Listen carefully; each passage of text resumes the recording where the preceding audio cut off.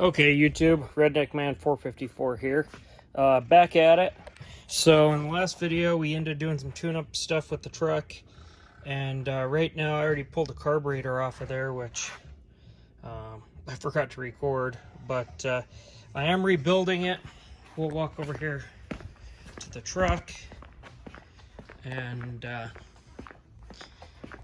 you know, so the carburetor's off of it.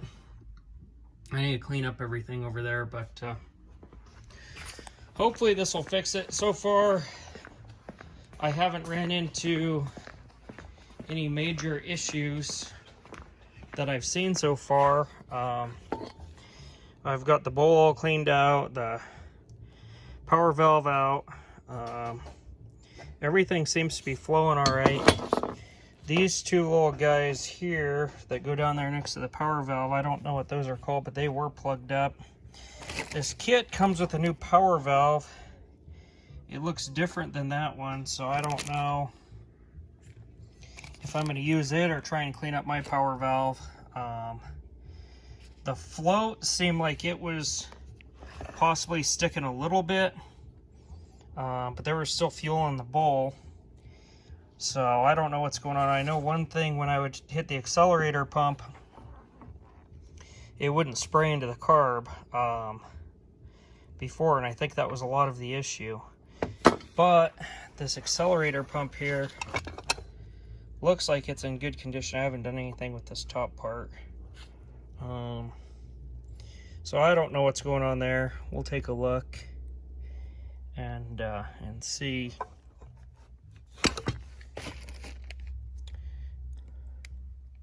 I guess that's the float there, not the power valve. That's why it looks different. So yeah, I'll probably end up replacing that just because I've got a new one, even though I blew that out. Oh, I'm going to get this all finished, cleaned up, and reassembled, and we'll see how it runs. Okay, so I was putting this thing back together, and let's see, oh, right here. This gasket looks like it was torn or had a blowout, probably when they stamped this to cut it. So because of that, I called the parts store and they're going to get me a new one. I get everything else all cleaned up and blown out, and I cleaned all those orifices with this cleaner here for a torch. And then there's orifices up there at the top. Both those were completely plugged. I cleaned those. So it was a bit dirty.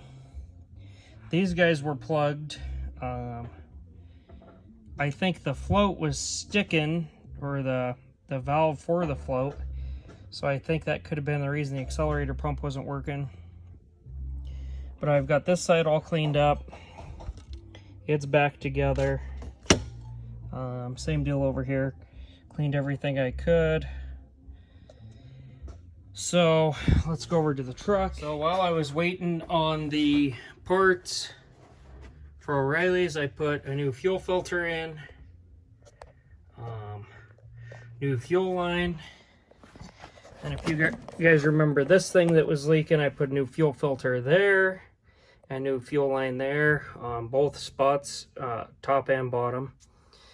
So hopefully we shouldn't have any issues with that. You can see that big puddle of oil under there. Yes, it's an International. They leak. So that's that for now. Once we get it running smooth, I am going to replace all the belts. And who knows what I'm going to do from there, because I don't know what I want to do with this truck or with this engine. Overall, I'm going to keep the truck and probably restore it at some point. I'm not sure when. But I'm not sure that I want to keep this engine. I wouldn't mind converting it to a 12 valve. If you guys know me, I like diesels and I like a lot of power. There's very little aftermarket for these to make them more powerful. And to actually make this thing enjoyable to drive and drive in the mountains, I'm going to want, you know, some more power. So I'm thinking maybe a 12 valve. Who knows, maybe I'll keep this. But for right now, we're just gonna get her going and go from there. So we're just waiting on that part. At 5:30, I'm gonna go get it. It's all put back together. I ended up getting a new gasket. They did an exchange on it. I got some new vacuum line. This is the old one. I mean, it is freaking hard. Not cracked yet, but that's replaced. I bought some more. We're gonna replace the stuff that's under there. That kit didn't come with this bottom gasket. Came with a bunch of other stuff. The holes are the right size, but I don't know what they're for. And it came with a bunch of other stuff. I think this is kind of a universal kit for different, basically the same carb, but different. I don't know.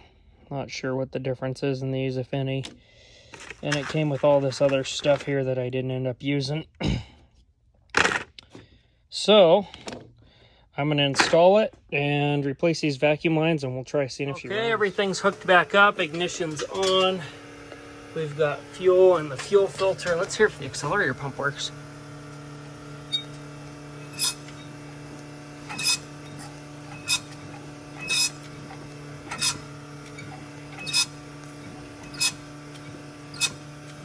It's spraying, so that's a good sign. We've got a bit of a leak right here. Not sure if that's coming from the fuel line or this top, but we're gonna see if it'll start.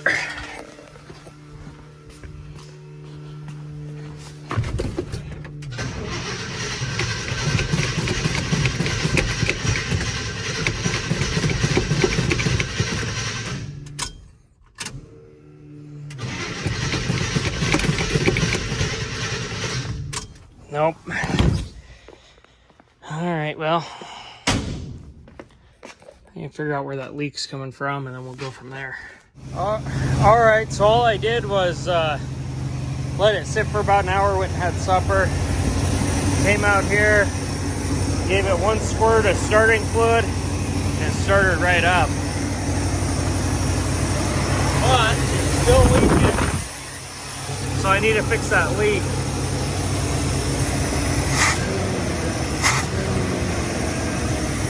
Well, and it's finally running like it should. Doesn't die when you put it in a gear.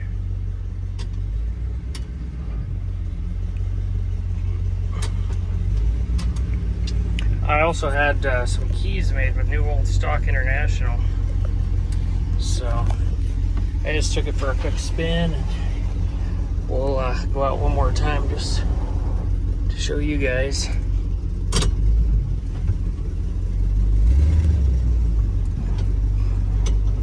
The radiator is still leaking, which sucks, but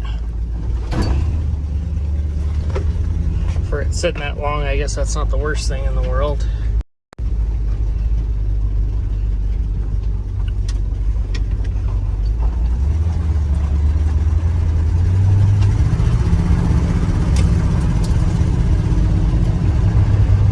Not the fastest thing, but she cruises.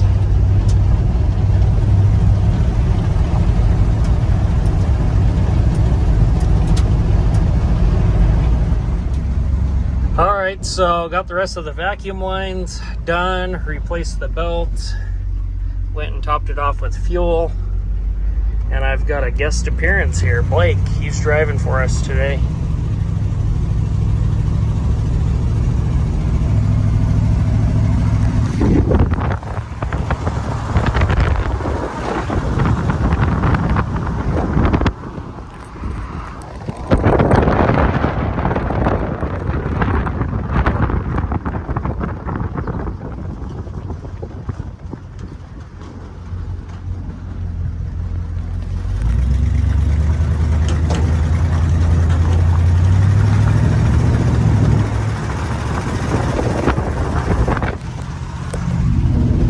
Man, so this is it. We've got her going. She's back up to normal. There's a few other little things I want to do. I'm gonna get the radio working and try and recharge the AC, and then I think I'm gonna drive this thing to work once in a while until I go ahead with the restore. But anyways, for now, guys, go ahead and hit that like button, subscribe if you're not already, and I'll get you guys some more driving footage of this thing for the outro.